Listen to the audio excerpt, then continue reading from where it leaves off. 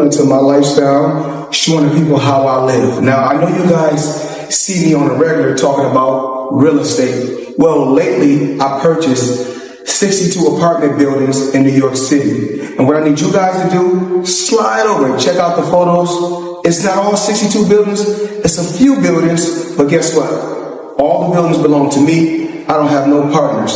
And all the retail down low on my buildings all belong to me. However, the praise started to fade once Mayweather shifted into post-retirement exhibition fights. These matches didn't seem to be about legacy anymore. They looked more like money moves. One of the most talked about examples was his fight with Logan Paul. Stephen A. Smith didn't hold back, openly criticizing the matchup. He argued it had no real competitive value. After all, Logan Paul is a YouTuber-turned-amateur boxer, not a serious threat to someone of Mayweather's caliber. For a man who once dominated the sport, taking on a fight like that felt more like a cash grab than a display of greatness. Mayweather was undefeated for the last half of his career with one hand. He constantly broke his hand. Yeah. He would go into a ring knowing he had no shot at knocking somebody out because his hands were hurt too much, and literally walked in the ring and said, I'm going to embarrass you and humiliate you by showing the world you can't hit me. Stephen A. didn't just take issue with the Logan Paul fight. He's voiced concerns about Mayweather's whole exhibition approach. While he admitted that the Conor-McGregor fight made some sense, given McGregor's background in combat sports, he felt things went downhill after that. Facing off against opponents far below Floyd's level just for a quick payday, in Smith's view, only chipped away at the legacy Floyd spent years building. To him, it looked like Mayweather was more interested in making money than protecting his place in boxing history. The message was clear. The focus had shifted from meaning to money. Boxers, if not the greatest boxer in history. He's absolutely sensational. But he retired years ago. And for me personally, I know these exhibition matches are entertaining. I like the one with Conor McGregor. Not so much the one with Logan Paul. Looking at these exhibitions and all of that stuff, that little melee and stuff don't matter to me. As far as I'm concerned, it could have potentially been orchestrated. I don't know. But I do know not just anybody should be allowed to be in the ring with Floyd Money Mayweather. Absolutely. I just believe. This issue came to a head during one especially blunt interview. Stephen A. asked Mayweather directly, "What matters more, your money or your legacy?" It was a question meant to spark reflection. But instead of digging deep, Mayweather kept steering the conversation back to his finances, talking about his business smarts and the money he's made. To Smith and plenty of others watching, it felt like Mayweather was choosing wealth over the lasting respect that comes with a strong legacy. Here's what I do know, which is where my disappointment comes from. When you are as great as Floyd Money Mayweather, everybody doesn't deserve to be in your space. I know you like to make money. You're never going to stop making money. Very, very few people on the planet know how to make money like you know how to make money. But some of this stuff has got to stop.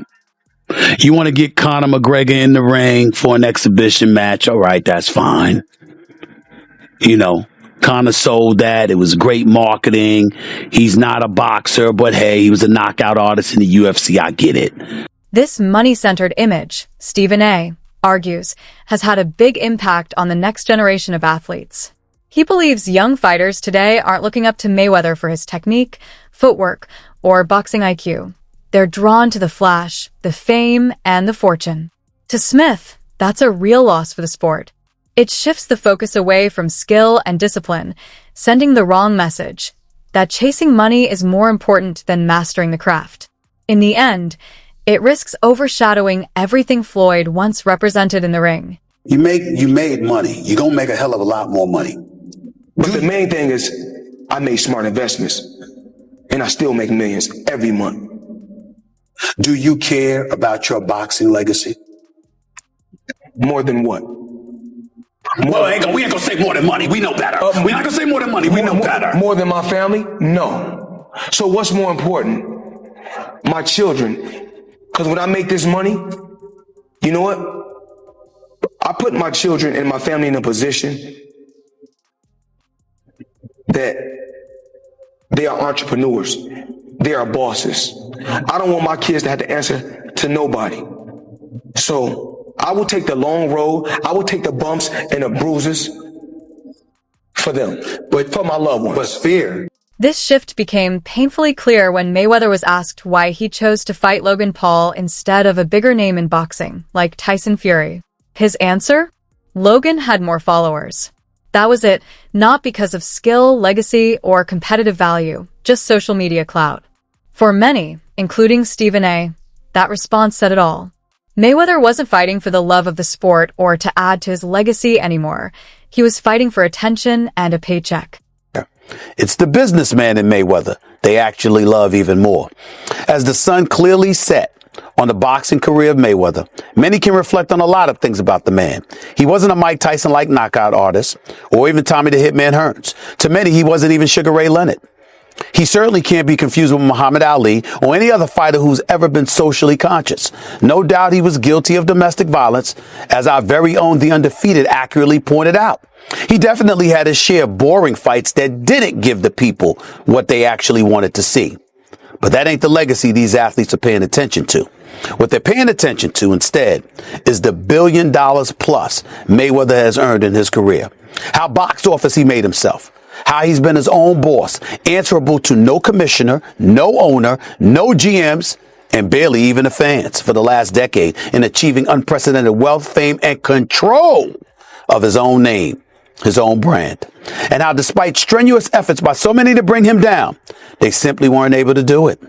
You want to see an athlete drool? The idolized displaying deference and respect?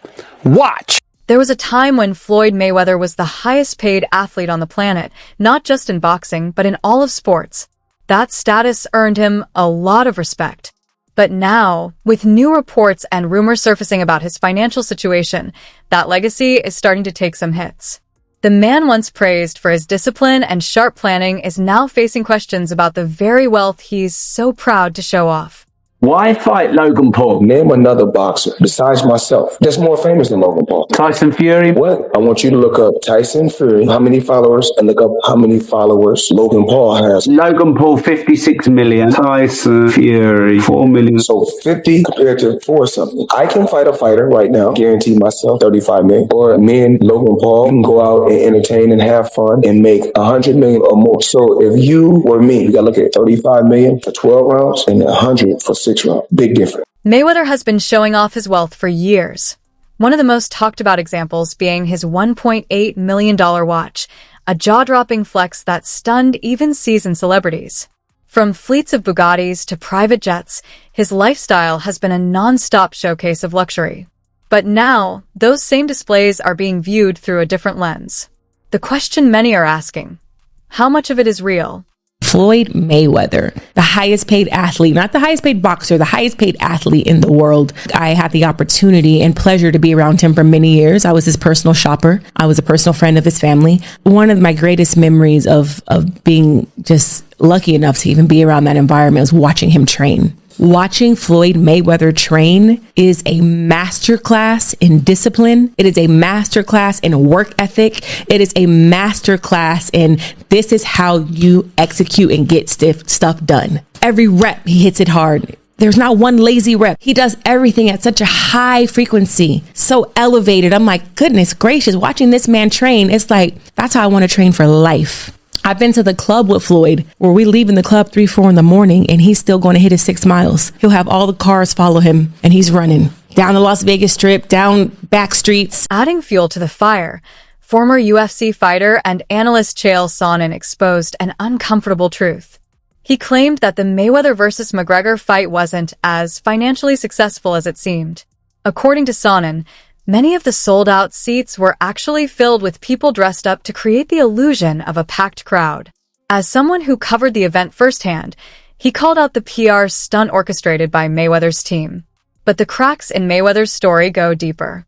Long before Floyd became Money Mayweather, he was already in financial trouble.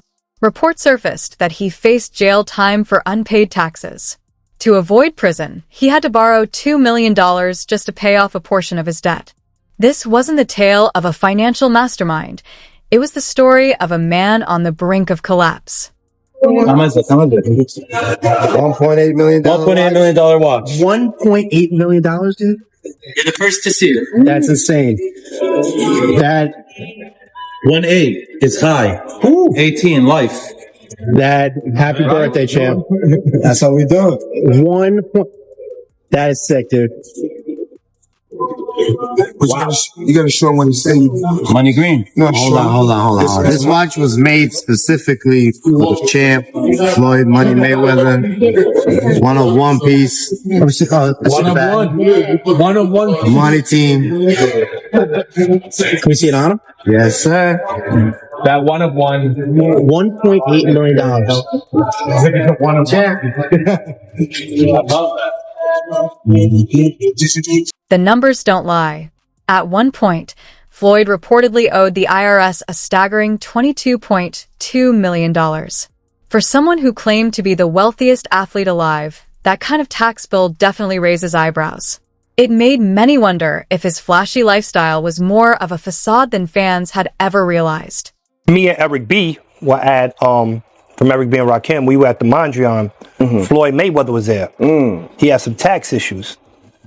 He was about to go to jail, but that's before Money Mayweather. That's Pretty Boy Floyd. Got you. He was speaking to E. He needed a couple of $1 million to stay out of jail. I called my man Neil, who I was rocking with heavy. He owned Scunty, the hair accessory company. Everybody thought I was crazy. Said, "Yo, loan me $2 million. I want to sign Floyd." He flew out, loaned me the $2 million, and from there on, we were in the boxing business.